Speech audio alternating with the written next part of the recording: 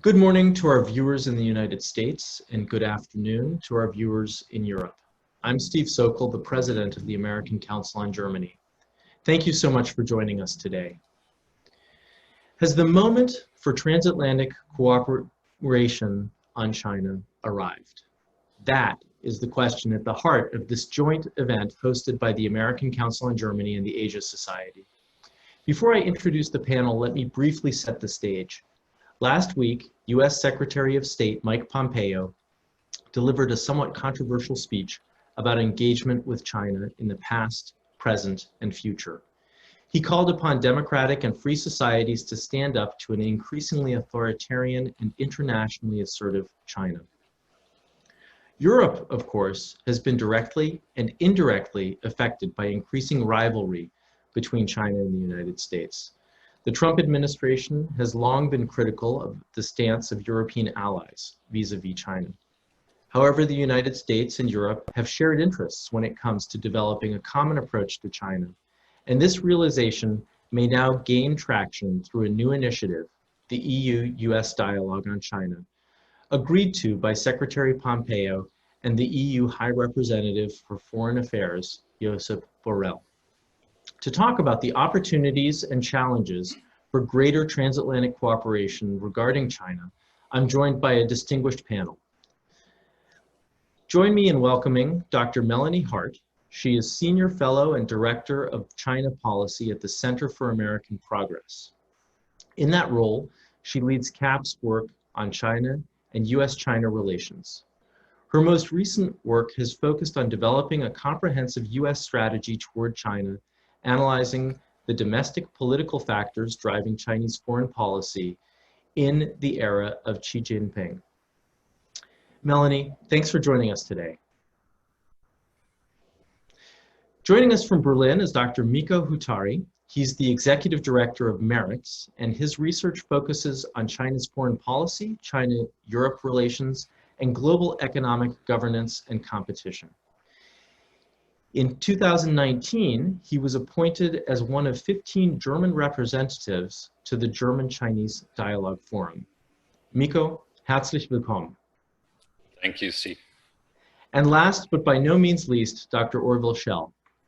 He is the Arthur Ross Director of the Center on U.S. China Relations at the Asia Society.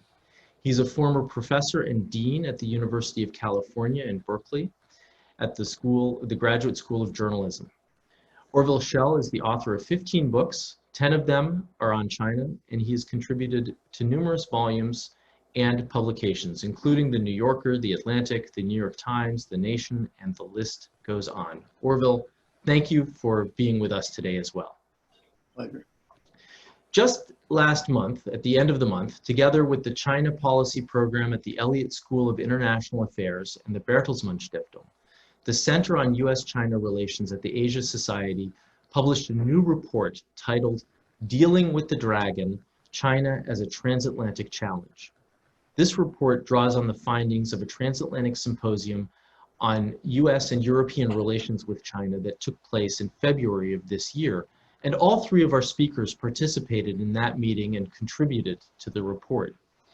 Orville, you were one of the thought leaders behind both the symposium and the report. Can you tell us a little bit about why you thought this time, early 2020, was the right time to convene a transatlantic group to talk about China, and share some of the key findings of the report with us? Well, I think, at the turn of the last year, a group of us who were on our task force for U.S. China policy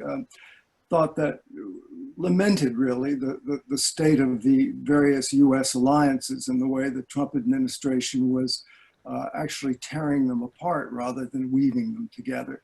And we thought that at the same time, it was very obvious that China was becoming increasingly more assertive, aggressive, and pugnacious in its foreign policy. And we thought that really the only effective remedy to that is to confront China or approach China in a more collective manner. So at the same time that the alliances seem to be in a tattered state, and this was true in Asia as well as in Europe, China seemed to be more assertive, and we seemed to be having to deal with it one-on-one. And we thought that was a dangerous state of grace to be in. So we got together with the Bertelsmann Stiftung and Bernhard Bartsch and Volker Stanzel, and we put together a meeting that was held in Berlin in February that had representatives from 11 European countries, and I think both Melanie and Mikko were there, and 40 odd people, and to try to look at what divided us and what brought us together. And I think we all came away from that meeting with a new appreciation of the ways in which there was a kind of a common change in atmosphere, both in how we viewed China's intentions, but what we thought the best approach for dealing with China's more assertive and aggressive posture was. And then, of course, things since then, I think, have become only more exaggerated.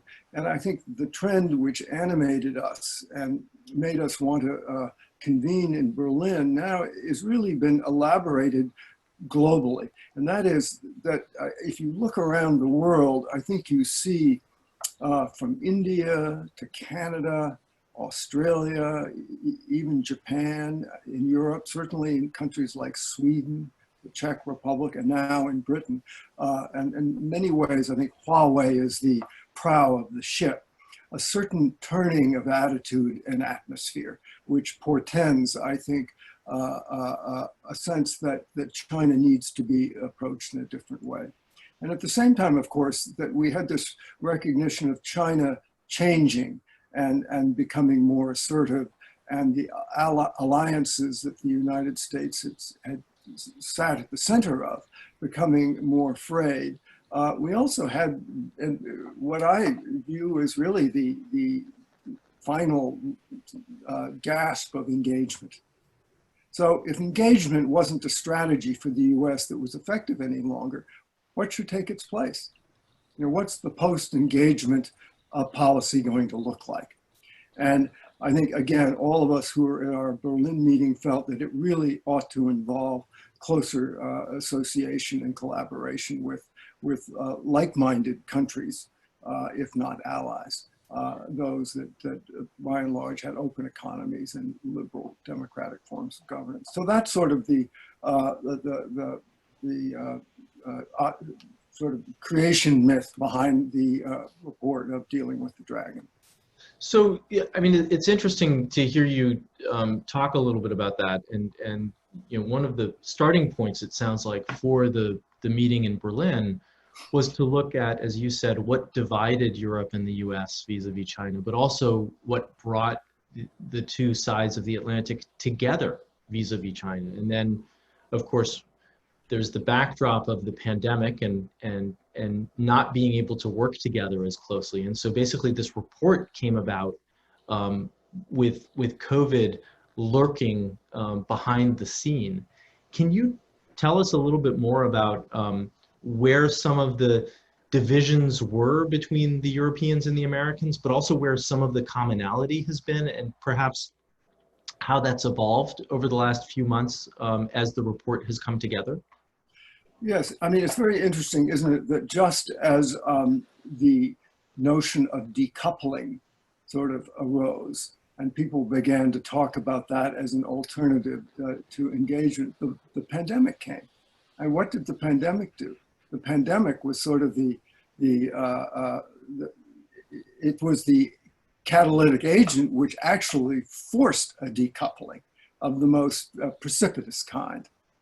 And I think that is a sort of an irony, but it pushed a policy that was incipient into an actual real world framework and made us actually do what we'd only been discussing doing in ways that we might not have ever gotten around to doing otherwise. I think the one thing that really distinguished the countries that were at our meeting in Berlin from the United States was the fact that Europe, of course, does not have a security commitment in Asia. I mean, the United States has treaty allies in Korea, Japan and technically in the Philippines, and it has close relationships to other countries in the region. And that means that the US tends to look at the Asian region always through a security lens, whereas Europe looks at it through a commercial lens. So I think that was a very big difference. And yet I think more and more, if I read Europe and read Europe correctly, they too are beginning to realize that it isn't enough just to let the security question sit over there on the American shoulders. And now you have, for instance, the Queen Elizabeth, the second British aircraft carrier. As soon as it finishes its trials, it's heading out to the South China Sea. You have 5 Australian ships out there now. I don't know what the ultimate state will be in terms of countries like Japan and other countries, but I think that may change somewhat, but still it is a big difference. And so we have different interests, and but I think we're all recognizing, all feeling somewhat more nervous about China's more predatory policies, and that the challenges that those rise for countries, whether in North America or in Europe or Asia for that matter. I think certainly for those of us in the US, there seems to be an evolution in the thinking about China in Europe. Certainly for many of the Europeans that I talk to, you're absolutely right, thinking about engaging with China purely in commercial terms, but over time also recognizing that one needs to look at the security dimension as well. And we will certainly get into that in the course of our conversation. But Melanie, I'd like to turn to you. Orville has described some of the concerns that the group had about a more assertive China. And one of your areas of focus has been on global governance. And so I guess it would be interesting for us to hear from you how you see China's role evolving on the world stage at this time. Sure. So I think it's important for us all to understand what China's intentions are toward the world order, toward the institutions and rules that make up our global governance system. One big shift that's occurred over the last roughly 5 or so years is that Beijing has realized that it's no longer enough to block Western liberal values at the border. China has never been a supporter or has never been accepting of Western liberal values, democracy, human rights, freedom of speech. Previously, it was enough to just block that within China. But today, the Chinese economy is heavily globally integrated. China's dependent on the global economy. It's not possible to close the door. So Beijing has shifted its thinking and now views the presence of liberal values in the global governance system as a direct threat on the Chinese Communist Party regime. So instead of simply seeking to block liberal values at its own borders, China is seeking to make the entire global order more authoritarian, more reflective of Chinese Communist Party values, so that when Chinese citizens are looking out at the world, they see a world with standards that their own leaders can meet. If the highest global standard is one that protects individual human rights, that's a problem for the Chinese Communist Party, because the only way for their citizens to enjoy that standard is to bring down the regime. And so we see a mix of tactics underway. We see China trying to undermine existing norms. They're doing that on human rights. They're trying to take our existing human rights regime and make it one in which the state is the ultimate arbiter, and the state can either give human rights or take them away, depending on what other interests it has. We see China trying to craft new norms in the digital space, for example, where we didn't have them before. The Cyberspace Administration of China has said very clearly their objective, as mandated by Xi Jinping, is to make China's digital governance system the international consensus. The rules that apply within China, their objective, as mandated by Xi Jinping, is to engage international partners to make those rules apply globally, so that there is no standard that China fails to meet when it controls information within its own system. We also see China blatantly undermining some of our legal institutions. In China, there is no authority higher than the Chinese Communist Party, including the courts. globally, they do not want to see any authority higher than the Chinese Communist Party either. So we see Beijing starting to indicate that it refuses to be bound by international rulings that it views as going against its interests. And a big example is the UN tribunal ruling on the South China Sea. China's State Council said very clearly, we don't accept this because it goes against our sovereign interests. So basically what we see is that China has a playbook domestically in which the Chinese Communist Party is the highest authority in the land. It is not bound legally. It is not required to respect any fundamental rights. The Chinese Communist Party decides whose interests should prevail and then acts accordingly. China wants the international system to reflect those same principles.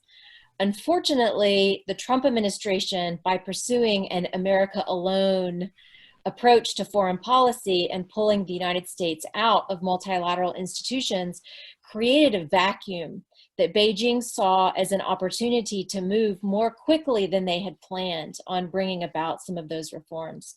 So immediately after President Trump declared his intention to pull the US out of the Paris Agreement and pull the US out of the Iran deal, Xi Jinping publicly stepped forward and said, China's goal is to lead the reform of the global governance system. No Chinese leader had ever uttered those words before. That was a big breakaway from the previous tradition of Chinese foreign policy, which was to be more circumspect in how China sought to influence the world. And since then, you know, we've seen an escalation of China's reform efforts around the global system.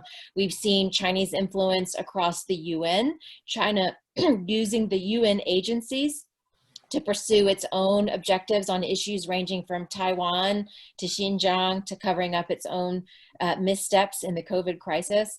And unfortunately, as an American, it's disappointing and tragic to state that the US government has done, under President Trump's leadership, has done everything it can to give more space for China to carry out these objectives. I'm hopeful that we'll have a new president in the United States starting next year. And I expect that if that happens, we'll see a sea change in how the US responds to these challenges. And, you know, Orville mentioned that there's a fatigue and a turning away from engagement as our framework for dealing with China.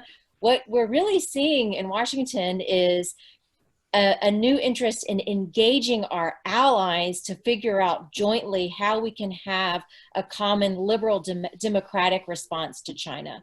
So there's an interest to pivot from engaging Beijing to engaging Germany, engaging Brussels, engaging our European counterparts and our allies in Asia, so that we can jointly figure out, as democracies, how can we reinvigorate, reinvest, and strengthen our global governance systems so that they can withstand the pressure from authoritarian regimes and address the challenges of today. You know, issues like digital governance are really important, and we can't leave that to China and Russia to write the rules for us. Well, thanks, Melanie. And you certainly described a playbook by Beijing as far as domestic policy is concerned, but it sounds as if there's also a playbook for how to manage China's role on the world stage, particularly vis-a-vis multilateral organizations and trying to gain influence there. And I'd like to maybe draw you out a little bit on this, and particularly your last point of how can the United States work with its allies, particularly in Europe, to try to reshape that international order in such a way that it's not dominated by China. Drawing on some of the conversations you've had with your European colleagues as a result of the symposium that took place in February, where do you see common ground between the US and Europe in trying to address this challenge? Sure. So I think the path forward is figuring out how we can work together to push an agenda that helps to make all of our nations more resilient in the face of crises, reducing our dependence on any one player such as China, and that also meets the highest democratic standards on issues like transparency. So to take the COVID crisis as an example, we do see that there's evidence of China exerting undue influence over the WHO in ways that reduce the WHO's ability to respond to the crisis. The Trump administration responded by basically storming off the playing field. Alternatively, I would like to see the US and Europe think creatively about how can we, as trusted democratic partners, do something like develop trusted supply chains where we each commit to putting a certain amount of personal protective equipment and medical supplies and perhaps COVID vaccines into stockpiles that we agree to trade and supply one another so that we never again find ourselves in the kind of crisis we were in at the beginning of the COVID outbreak, where no one had ventilators, no one had masks, and we were competing with one another for those supplies and also being forced to bow down to Beijing to gain access to them. We can have trust in one another to a degree that can help us build more resilient systems that are not overly dependent on anyone, be that China or the United States or Germany.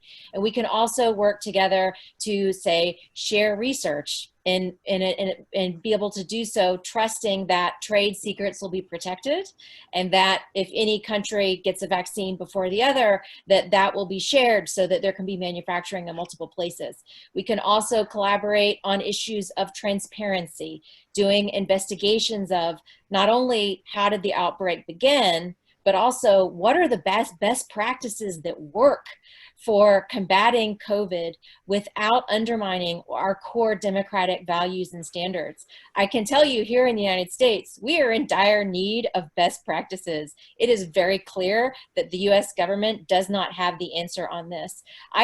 My institution has had wonderful conversations with health experts in Taiwan.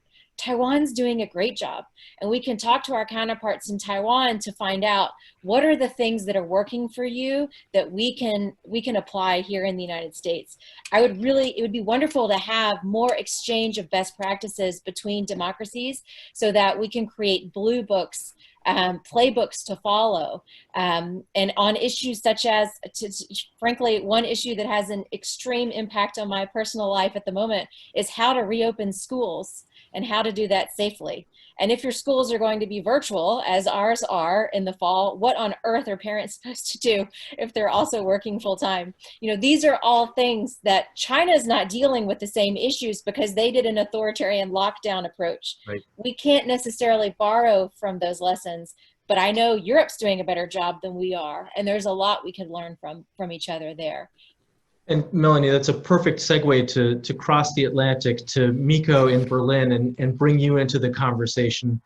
Mikko, from my standpoint, it seems that Europe is often caught between the United States and China, and certainly feels caught between the rivalry of the two, and yet it's trying to chart its own course.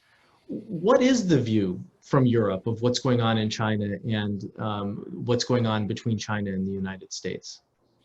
Thank you, Steve. And once more again, thanks for the invitation. And can I just say to Melanie, I didn't know whether we have lessons to share on schools and childcare issues. I can tell you it's an issue here too. But anyway, maybe starting with a quick comment on what Orville said. And Orville, you know that I fundamentally agree with many things that you have said and that I think we've said at the conference. But I just want to caution all of us to assume that what you've described as, you know, the final gasp of engagement policy, even venturing into post-engagement policy, is a consensus in Europe. I think we are far away from that. And I think the conference that we've all attended, there's a massive selection bias in that group. And we have to be very aware of that because there's a different reality out there that I'm working on a day-to-day basis, and that is quite different from our conversation here, I think. Now, still, I do agree that we've seen a quite dramatic shift in European thinking about China, European China policy, and that's something to build on. But I just want, again, to caution us to think that it's a job that's already done, right? And maybe quickly on on what you've said, Melanie. Again, I agree. I think it's even worse. The perception in Europe is not that the United States has left a vacuum, but if you would, on balance, ask senior decision makers across Europe, who's the biggest threat to global governance at the moment? I think 80% to 90% would say it's the United States. It's not China. And based on that, you can imagine how hard it is to actually find a consensus on what should be priorities in that realm. And while agreeing on the fact that China is a fundamental and long-term and extremely difficult challenge in the specific realm or arena that you've outlined, I think there's very urgent issues that we would need to get sorted out to make sure that we have the same perspective on global governance specifically. So I think standard talk in Europe still is China is a partner for many issues related to global governance and multilateralism. So I don't think that the assessment that you and I share about the fundamentally different approach to what international order should look like and how international institutions should work, like the principled liberalism that we all cherish. I don't think that most decision makers, and certainly not the broader public, shares that perspective. Which leaves me with, I think, your question, Steve, which is the most difficult one. So what's the European perspective on China? Look, you all know about that new phrase that is now more than a year old, which is that we Europeans consider China to be a partner, competitor, and a rival. And the rival part was really new. And I think now we are having a debate to what extent it's actually possible to be everything at the same time with China. What I think is extremely important to recognize in that relationship that we have is no one in Europe wants decoupling. No one. And even using that word complicates the dialogue that we need to have, because it's possible to, as we all know, there's a fundamental agreement on many aspects of what China is and what it means for us and what challenges it poses. But the types and levels of decoupling and I think the current policy vis-a-vis China is nothing that many would subscribe to in Europe, and that is a massive challenge, in addition to the damage control that we have to manage in the meantime. Because I mean, we could talk easily today about the challenges that Washington poses for Germany specifically, in terms of retreating NATO forces, in terms of not letting a WTO judge being replaced currently, which would be a German, by the way. So on a day-to-day basis, our relationship is getting more complicated. Now, we all have the hope, I think, that this will change in the future. But currently, despite all the new talk about dialogue on transatlantic relations, which I'm happy to help facilitate, I think it's a fundamental challenge, and we have a lot of work to do still. Well, Mikko, in terms of that work, I'd like to continue to talk about Europe and specifically about Germany. Of course, Germany currently holds the 6-month rotating presidency of the European Council. And in that capacity, Berlin can shape EU policy toward China. There have been some signs, I think, that Europe is more united in its position on China than ever before, and you talked a little bit about that. But the question is, can the German Council presidency lead to a more incisive EU policy toward China? First of all, we have to recognize what the primary ambition of that China policy focus of the German presidency was. It was to double down on the partnership with China. That's the starting point.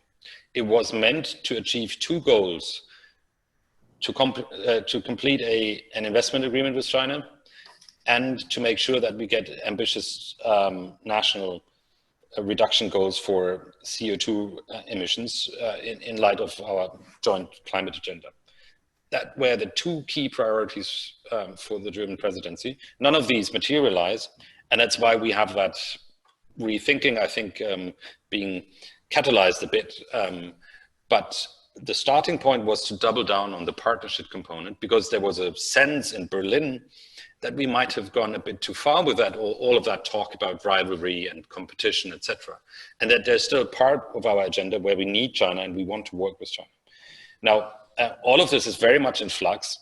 And I think at the end of the day, it mainly depends on where China is moving going forward. So will we have an investment agreement, which I don't think we will have? Will we see China committing more to the global climate agenda, which I don't think we will see? And that makes the trajectory, I think, a bit more aligned potentially with our partners across the Atlantic. I mean, of course, it's all made a little bit more complicated by the fact that there was supposed to be a big EU-China summit in September of this year, and that, of course, has now been canceled or at least postponed because of the pandemic. What do you think is the significance of not having that summit take place? Thanks, Steve. Again, I think the main reason for that is the recognition that we're not getting things on the table to celebrate, which would have included that investment agreement. I personally think it's a late recognition. We've told the Chancellor in January that they should not expect it to come, and on a day-to-day basis we've been saying that, but that's just how it is. I think it was a serious attempt, and it continues to be a serious attempt to negotiate that and to come to a conclusion. It's a very high priority. You just had Dombrovskis, the relevant vice president of the Commission, this week, and talking to his counterpart Liu He about concluding that towards the end of the year, which I still think it's unlikely, but that's the talk of the town. So at the end of the day, I think what really matters is China here. The German trajectory is changing slowly. The EU beast is difficult, as you all know, but in practice, I think we're moving towards a direction that is much more sober and less naive about China. So I'd like to shift gears a little and come back to the speech that Secretary Pompeo made last week and talk to each of you a little bit about that. In his speech, Secretary Pompeo said that nations have to make a choice between the United States, which represents freedom, and China, which represents authoritarianism. And so I'd like to start with you, Orville, and ask you, what was your reaction to the Secretary's speech? Well, that's an interesting place to begin. Mao Zedong used to like to distinguish between theory and practice. Now, if you read Pompeo's speech and you didn't know who wrote it, it'd be an interesting exercise to do for all of us, to see what parts we agreed with and what parts we disagreed with. In actuality, the speech isn't a bad speech if you really do take the China threat seriously. And I think we have to credit Trump with at least doing that. He's taken the China threat seriously, and he's gotten China's attention. And Pompeo's speech was sort of the theoretical basis for a kind of decoupled strategy, a much more adversarial strategy, a post-engagement strategy. He said it was his belief that engagement went on too long and that now it's over. However, theory is not the end of the story. There is also practice. And I think then if you read the speech and someone says, all right, that's by Mike Pompeo, let's look and see how he and his cohort in the Trump administration have actually enacted China policy. Well, then you run into quite a different story. And as Melanie suggested, you run into the abuse of allies, you run into a whole bunch of other issues. So I think you have to look at it that way, but it isn't enough, as Chairman Mao learned, just to have good theory. If you don't have good practice, you really, I think it was Mao himself who said pure theory is no better than horse shit. And I think in a certain sense, that's the measure we have to apply to even the Trump administration. So there's that bifurcation. And Melanie, what about you? What were your thoughts about the speech and the implications of it? Sure. So I think it's important to put that speech into context. So the Pompeo speech was the fourth and final in a series of 4 speeches by Trump administration cabinet level officials that were laying out how the Trump administration views the China challenge, what they've done about it so far and what they'll be doing about it in future. And that we should really view that as also a campaign tactic, because President Trump really doesn't want Americans to judge his performance on the COVID crisis, given that we have 150,000 dead Americans so far and counting. He wants to focus everyone's attention on China as the boogeyman. And the thing that really stood out to me is that Pompeo and the full set of speeches, but Pompeo as the grand finale really nailed the message home, basically said the issues with China are all ideological.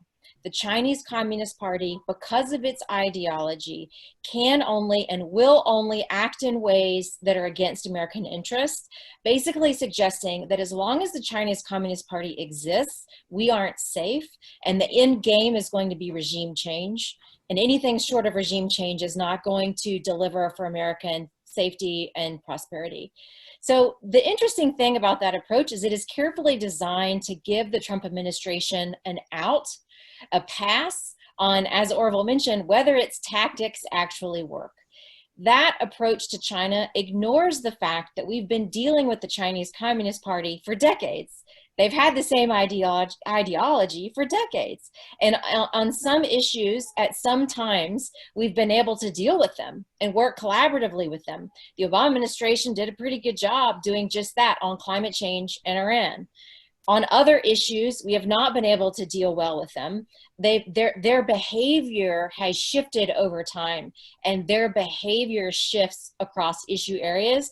Their behavior also shifts in response to what the US and other countries do. What the Trump administration is trying to do with these speeches is to say, there's nothing we could have done to change what we're getting from China, so don't judge our tactics. What we see from the Trump administration is a lot of China threat talk and a lot of Cold War rhetoric, zero results. A trade deal that was all pain and no gain for the American people, handing the WHO over to Chinese influence, walking out of the UN. Everywhere that Beijing shows up, this administration throws its toys on the floor and goes home. They have made President Trump is Xi Jinping's best friend. We now know interesting details from the Bolton book about the fact that behind closed doors, Trump has been begging President Xi to help him be reelected. So they're not delivering on the tactics. And this speech is designed to carefully present the China threat in a way that is ideological and gives the administration a pass. Unfortunately, it gives Beijing a pass too, because it says, because you are the Chinese Communist Party, we hate you, and we're in a Cold War, and we will not rest with anything less than your ultimate destruction. There's nothing China can do with that. So it's really unfortunate. It's a really cave-in approach. And Mikko, let's come to you in Europe. I'm sure that a number of people in Europe were also listening intently as the Secretary was giving his speech and have analyzed it since then. What's been the reaction to the speech in Berlin and Brussels and elsewhere in Europe? Yeah, I don't think I can give you an accurate readout of all relevant decision makers thinking about it, but I'm happy to share a bit the commentary and maybe a bit of my perspective. Let me start with the positive side of things. First of all, I think there's quite a few points in there that many would agree with, and that's good. It's that we have to start from a position of strength, how incredibly important working with partners is. Now his framing for working with partners is different than what I think is effective, but anyway, that we need to start from a principled position that is about reciprocity, transparency, accountability, etc. That's good, that's positive. I think many would sign up to this. Then this is, packaged in a way that I don't think it is easily digestible, again, from a European perspective. First, he wasn't able to hide and just swallow his comment on Germany in that, again, by pointing his fingers to a NATO partner that is not aligned on certain issues. So that's not the way how you find friends and allies on certain issues, obviously. And it's not a way how you bring them online on certain issues if you wanted to. Then there's this massive lack of credibility. If your Cold War needs to start at home, obviously many of the things that have been said is just not convincing to many European audiences. There's this, I think, fundamentally wrong assessment of history on the purpose of engagement and its outcomes in the past. There's this tone of evangelical, really missionary ideological zeal behind it that I think very few Europeans would share. And then there's this, underpinning strategy, if you wish, and the campaign mode, the extremism of it, that this needs to be pushed towards a point of no return. And that's, again, something, the speed of that, and I think the hostility involved in that, the spiral of distrust that is created by that. These are issues that I don't think many Europeans share. And with that, I think it's getting more difficult based on such a conversation to actually get to effective solutions. Now, again, I think there's a lot of substance in it that could be expressed in different ways and also turned into different strategies and tactics. But the way how it is presented and what we think, or most Europeans think about what underpins that speech, I don't think that's convincing. So Mikko, we actually have a viewer question that is a nice segue to where I wanted to go in our conversation. And the viewer writes, if Europe is moving toward a more sober approach on China, which seems to be the case, doesn't that augur more positively for U.S.-European cooperation on China? So keep that in the back of your mind for just a second, because what I wanted to ask all of you about is the fact that there seems to be an interest in Brussels and in Washington in working together. Borrell and Pompeo want to start a new EU-US dialogue on China.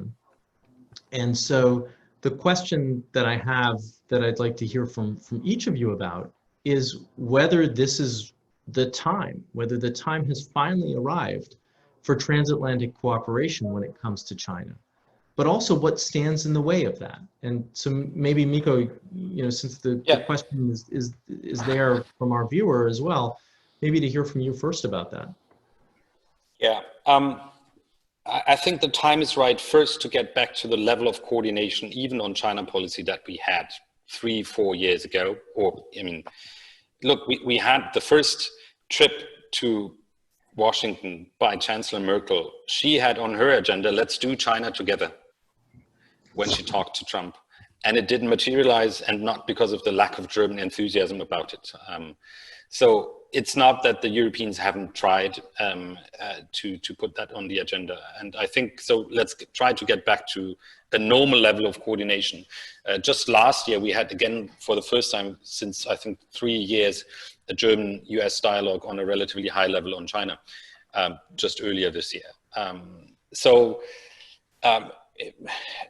If we can achieve that, that would be already quite a lot. And indeed, there's some signs now at the moment that things are happening. I can tell you that also from the European perspective and side, there is actual steps being taken to coordinate better on China policy, including meetings in this fall on a relatively high level that we organize. What is in the way of that?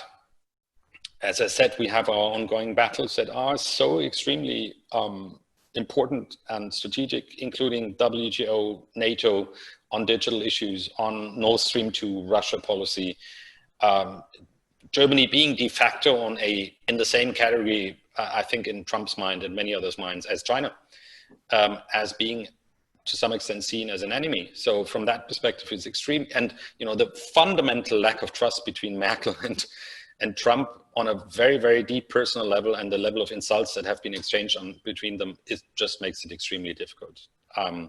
Now there's hope, and I think there's other diplomats that can make this happen, and I think we're working on it, and let's see what comes out of it. And Melanie, what are your thoughts about whether this is really the time when transatlantic collaboration can take off, and what some of the hurdles might be? Sure. I think, right now, from an American perspective, our biggest hurdle is the fact that we have an American president who prefers dealing with dictators instead of our democratic partners.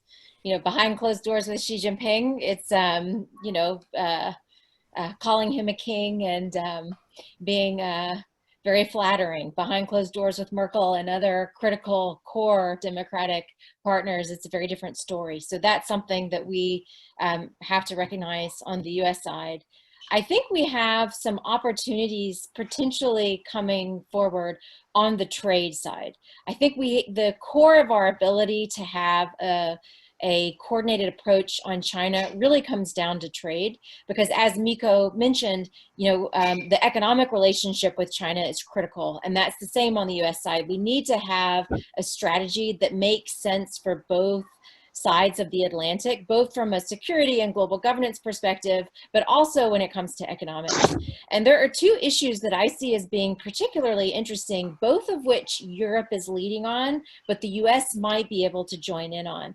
One is the potential for carbon border adjustment. So Europe has the Green New Deal, and the Green New Deal within Europe will only work if Europe applies some kind of carbon border adjustment tax. So if European companies European companies must make the investments needed to produce steel, for example, in a clean way. Companies from China can't just dump dirty steel on the European market to price everyone out. Europe and the United States, I think there is great potential for us to align and do a transatlantic carbon border adjustment regime that is aligned and pushes joint climate goals and also addresses problems with state subsidies in countries, particularly China. That could be very interesting. It's an area where Europe is leading, and I think the US is starting to go the same direction. We're seeing that at the state level. We're seeing that in the US Congress. There's a lot of interesting action in the United States right now. The other piece is digital trade and digital governance. For years, we've been stuck in a divide whereby Europe was taking privacy regulation and tech sector regulation seriously, and the United States was committed to a hands-off, no regulation approach. American citizens have now come around to realize the many risks involved in a completely unregulated tech sector. We see it with Russian interference. We see it with misinformation about the coronavirus crisis. We see it with monopoly concerns about Amazon. Americans are now catching up to Europe in that regard. And that creates an opportunity for us to have a transatlantic digital trade agreement that brings the US up to a higher standard in the tech sector, which is where our politics are already going. So I see the opportunity to have a strong transatlantic market in these areas that is very high standard and helps us set the rules of the road in ways that counterbalance what China's doing by opening new doors for our own companies and our own citizens and adhering to our own values instead of trying to out China the Chinese. And thank you, Melanie.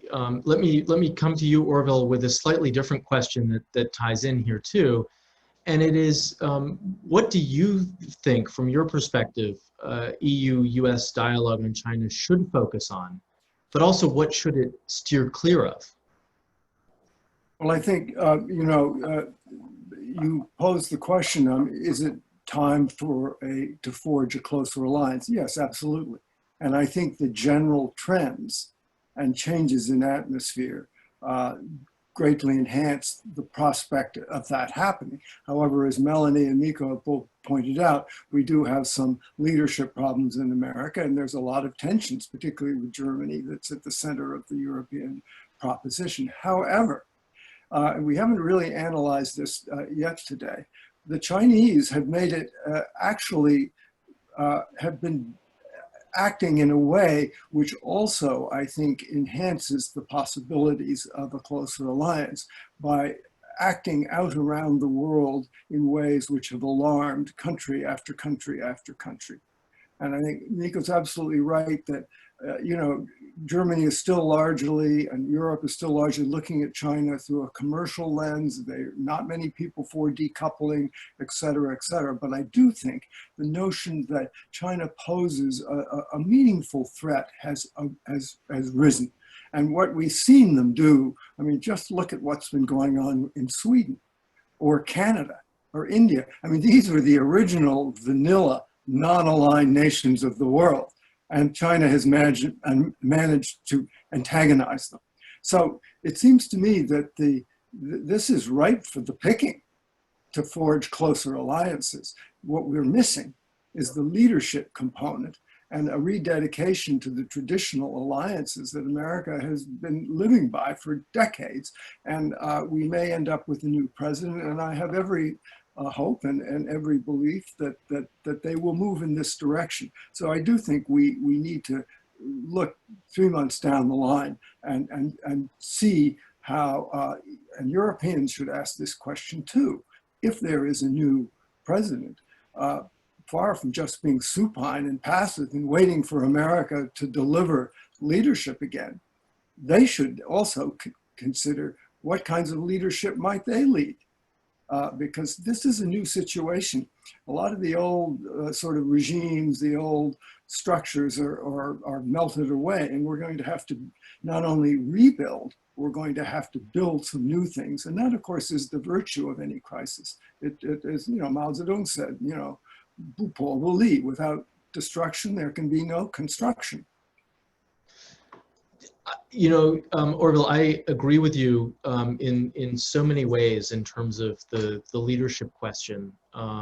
But I guess the sort of moderator in me would want to push you on that a little bit, because we don't know whether there will be a change in leadership in the United States, but we do know that China will continue to be a challenge. And so as I think about the relationship between the US and Europe, I often find myself looking for where can we find common ground, sort of regardless of who's in the White House, and what are the other avenues for collaboration.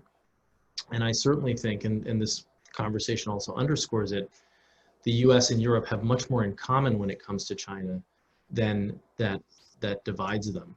And so I guess the way in which I would push you or any of you on that is what are the areas, as we look forward, what are the areas where we can be collaborating? Granted, on some levels it might be easier with a Biden administration than with a Trump administration, but even with a Trump administration, there are areas where we can and should be working together. Well, two quick thoughts on that, Steve. First of all, one thing I would have to say, as a result of being at the Berlin meeting for several days, the thing that sort of overwhelmed me, and I'm sure Melanie and Mikko felt this too, the difference between sitting there with European colleagues, even though we don't agree on everything, and sitting there with Chinese colleagues is like night and day.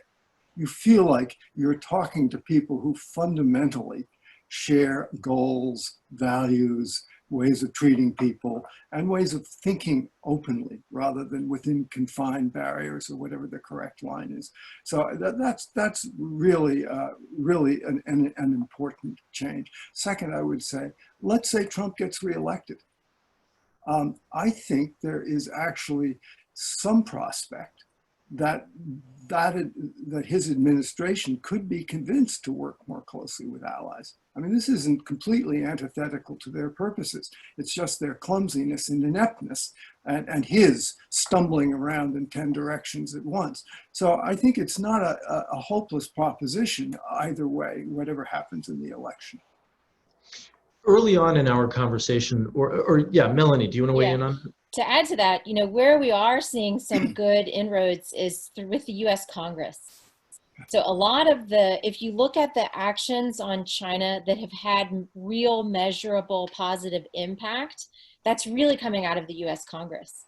That's where we're getting CFIUS reform to deal with Chinese investment in the United States.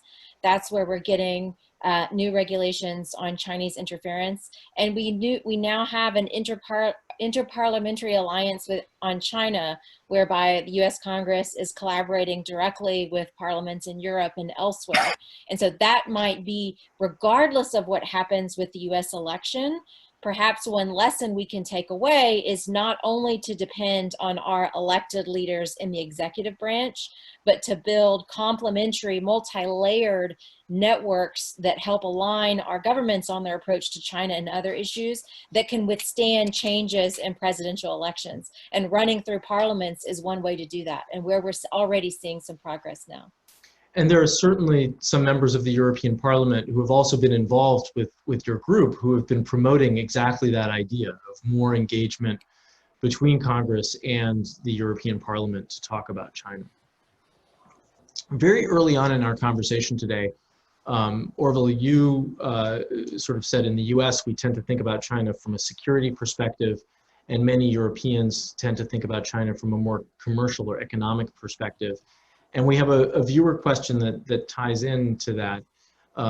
He writes, China has increased its military capacity by 9 times over the last 20 years, while the US and its allies have not substantially increased their defense spending. How does military capacity and capability impact our ability to navigate the China relationship? Would any of you like to respond to that?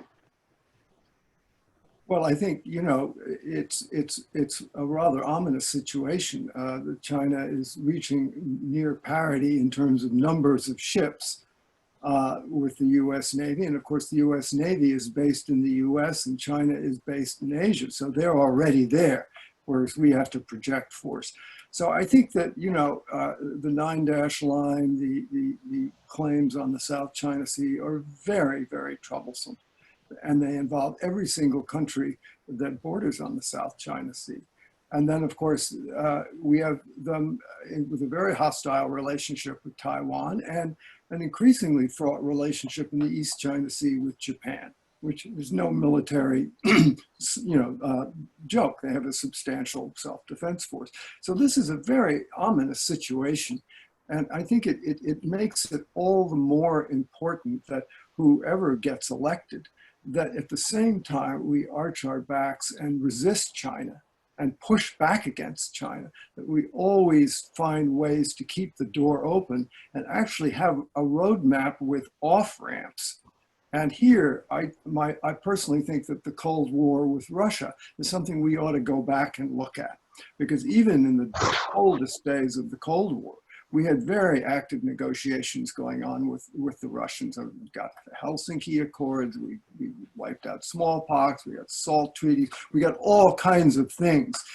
And we don't have that kind of diplomatic musculature anymore with China, nor do we have the kind of high-level people on either side, China or in the United States, who have actual sort of status to make decisions people like Henry Kissinger and Nixon, who could go in there and try to game change a bit, to wrench things around. So I think that's really, really important, that we all recognize the threat and we don't want to be taken by it, and we need to push back and we need to resist, but at the same time, we need to have off-ramps. We need to have a very, if they're not going to do it in China, we should write some roadmaps. All right, when you're ready to cooperate, here's 5 things to do. On the journalist front, on the trade front, on the South China Sea front, the Taiwan front, you name it. We should be proactive and we should be very, very assertive. Obviously, it's a very complex and multifaceted relationship with China. There's a reason why many Europeans have thought of China as a partner, competitor, and rival all at the same time, and tried to reconcile that with each other. And so as we start to come to a close, I'd like to come back to Mikko and Melanie to talk a little bit about the economic dimension. Mikko, in a lot of the work that you do, you've focused on economics and trade with China, and if anything, I think the Corona crisis has made crystal clear how dependent both Europe and the United States are on trade with China. Can you talk a little bit more about economic engagement with China? I know we've touched on it a little bit, but I think it merits a few more minutes of special focus. Thank you. And at the risk of amplifying the prejudices about Germany's interdependence with China, let me just point out that over the past, I think, just 8 to 10 weeks, many German car manufacturers have actually doubled down on their partnerships with the Chinese side. So that's our reality. That's what we live in. And so that's true. Let's not forget, if you look at the overall exposure, for instance, German trade with China, Germany's exports to China only make up, Germany's exports to China only make up for roughly 7% of Germany's exports to the rest of the world. So it's not that, you know, we're incredibly dependent on China. I think it's actually a massive problem that we have this narrative of dependency across Europe emerging, because in practice it's not true. In reality, who is more dependent? And I think, again, Pompeo was very right about this. China is so much more dependent on us, our technologies, our job creating companies, and our openness, that we need to ramp up our confidence, I think, dramatically, and the type of responses that we are trying to seek in that relationship. But, you know, again, let's face it, I think that the next frontier, and it will create massive challenges in the transatlantic relationship, is R&D and innovation with China. Is that going to happen or not? Are we going to be entangled in global innovation on emerging technologies, on automation, on e-mobility, on fintech, on hydrogen, or not? And I think that's where the big battle will lie. Are we going to do that with China or not? And where will the United States land on it, and where will Europe land on it? I think my gut feeling at this moment is that we'll be much more entangled, or we intend to be much more entangled with China on this than the United States. And so in total, we're heavily invested in China. Many European companies are. We're not that trade exposed as we think. There's a few critical supply chains, but I don't think that the European debate will be about decoupling. It's about diversification, stockpiling, and maybe other solutions. But the future challenge is really innovation with or without China. Thank you, Mikko. Melanie, you touched a little earlier in our conversation on the digital and technology agenda and how that needs to be watched closely. And of course, that ties in with an area of expertise that you have, because before joining the Center for American Progress, you worked in the IT sector and helped a lot of US businesses understand China's industrial policies. And so I guess I'd be interested in hearing from you about your thoughts on where do we go from here with a US-China trade deal? Sure. So I always find it helpful to go and look in detail at Chinese regulation and Chinese policy to get a good understanding of what is China seeking to do in these sectors. And in digital high-tech sectors in particular, like 5G, for example, China's goal is to increase Chinese companies' dominance over the Chinese market and the global markets. There are very explicit targets for Chinese companies to supply an increasing majority of the Chinese market in digital goods and an increasing majority of the global market. So there is no pretending to, China's goal is not to support fair competition and to give its consumers access to the very best in tech products, be they manufactured in Germany, in the United States, or in China. The goal, very explicitly, reduce China's reliance on foreign products, reduce the market share that German companies and American companies have in China and then in the world. Unfortunately, that's not a goal that we share. Our economic goals, I can speak for the United States, I think for Germany probably has the same view. Our goal is to have fair competition globally, so that if an American company makes the best innovation, then they will have, consumers will have the choice to buy that. And as an American consumer, I want a level playing field so that if German companies have something great, that I can buy that as well. That is not what China wants. And one thing that we have realized in the United States over the past 5 years or so is that China is leveraging its commercial partnerships with US businesses to pull technology from the US and then kick those businesses out and replace them in the global market. That means that doing business with China might be profitable in the short term, but for some sectors and some technologies, doing business today means we lose business tomorrow.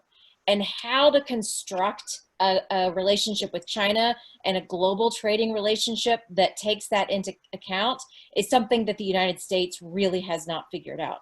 We know that we're going to have less integration and less commercial integration with China in deals where Beijing is actively seeking to take US technology and kick American firms out of the market. So you could look at everything listed in the Made in China 2025 plan, for example, comes with market targets to have Chinese dominance both at home and abroad. Those sectors might be a starting place where we have to reevaluate how much integration is safe with China. It would be wonderful if we could do that in concert with Europe and have transatlantic agreement on how to do that in a way that opens doors instead of just closing them. For example, in an ideal scenario, we could identify key sectors, maybe AI, advanced robotics, sectors that the US and Germany both have a lot to lose from ceding technology to the Chinese. And maybe we create a trade agreement so that we create more business opportunities for each other in our respective markets to compensate for the fact that we're going to have less business opportunity for China. And one thing I think we have to keep in mind is no matter what our governments do, the Chinese are going to kick us out. China's goal is to kick us out. You know, I know that Europe, the European Commission, considered levying tariffs on Huawei and ZTE between 2010 and 2014, and eventually dropped that case in exchange for more market access to the Chinese market. I don't know if you've been tracking this, but you know, Beijing is now ordering, as per my understanding, that foreign firms will get no more than 10% of the equipment sales in China's domestic 5G market, and that includes every European company as well as others. So the share we get in China is going to shrink over time no matter what, and we should work together to make that happen in ways to get ahead of the curve instead of waiting until the Chinese show up and kick us out using our own technology. Well, thank you. And as we come to a close, I'd like to ask each of you to maybe in 30 seconds or so, sort of share with us your thoughts as we look to the future. We're obviously navigating a very complex relationship with China at a very difficult time. And so what would your advice as China watchers be for our viewers today? What should they be looking at and following in the coming weeks and months when it comes to US and European relations with China?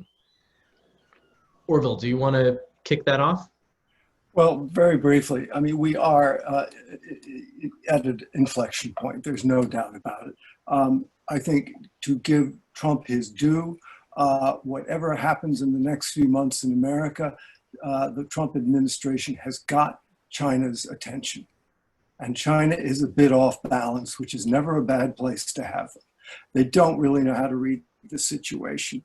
The question then will be, how do we take this inflection point and the fact that China is a bit off balance and that the world is now moving in a more skeptical direction in terms of China's assessment of China's intentions, and how do we put that into good effect? And here we come back to where we began, which was our report on Europe. And I think the natural, logical sort of symmetry of values, systems, and interests that the US shares with Europe. And if Europe can't get itself together, and if the United States can't get itself together with Europe to form some kind of a united front against China that is based on its own interest, well, then it's too bad for us. We will have failed to act in our own national interests. So that's the challenge, and it's very obvious, and it's just sitting on the floor, and China is handing us the pieces almost. It is pushing countries away from it, and just have a look at India in the last 6 weeks.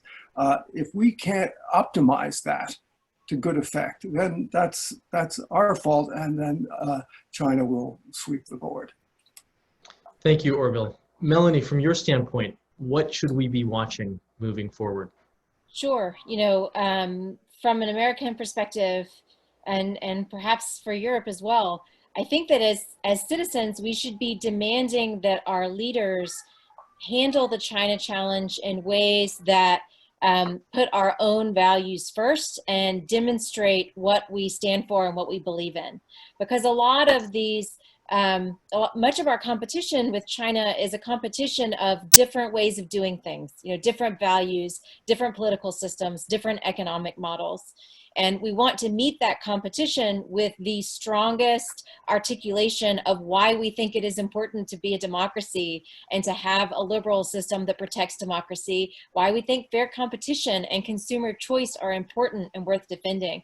And we should expect our leaders to be voicing our values and then making sure their actions align with that as well. And on the other side of the coin, we need to keep a very close eye to make sure our leaders don't utilize the China challenge as an excuse not to do the things we elect them for. There can be a tendency when there are challenges of this magnitude to blame everything on the big challenger. If our economy's bad, it's their fault. If we have social inequality, it's definitely their fault. If Americans can't get access to a COVID test, China's fault. That can be a handy excuse, and that requires all of us as citizens to pay very careful attention to what are the opportunities for action in our own countries that have nothing to do with China as a rising actor where we demand action and performance. Thanks, Melanie. And Mikko, from a Berlin or a European perspective, what are your thoughts? I think I fundamentally agree with what Melanie and Orville have said. We need confidence in the strength of our own systems. We need extreme realism, pragmatism, alertness to what's happening. We need to agree on at least 3 principles and practices that are geared towards resilience, competitive liberalism, making the China policy about global influence and global competition really jointly. And at the end of the day, I think we'll certainly prevail in this. And I think it's so challenging just to make sure that we have our own transatlantic house in order. And after that, I'm much more confident that we can actually face this challenge, because China is much less, I think, of a long-term solid actor than we make it at the moment. It is and it remains the biggest challenge going forward, but let's not underestimate our own strengths. Well, thank you all. You have all 3 given us a tremendous amount of food for thought when it comes to China. And I want to thank you for this incredibly frank and open and thoughtful conversation that we've had. Melanie, Mikko, Orville, on behalf of both the Asia Society and the American Council on Germany, a huge thanks for participating in our discussion. And to our viewers, a big thanks for a number of really good questions, some of which we were able to fold in, but some of which we were not able to fold in.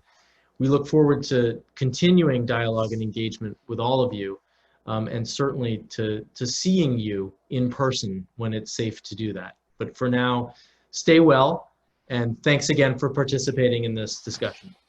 Thank you. Bye.